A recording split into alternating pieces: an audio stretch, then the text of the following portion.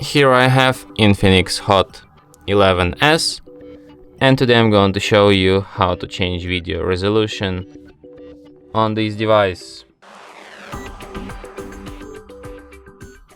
So firstly you have to open camera, then switch to the video mode, and by tapping on this button in the right corner, in the right upper corner, you can change resolution. So you have like 2K resolution, 1080p and 720p resolutions.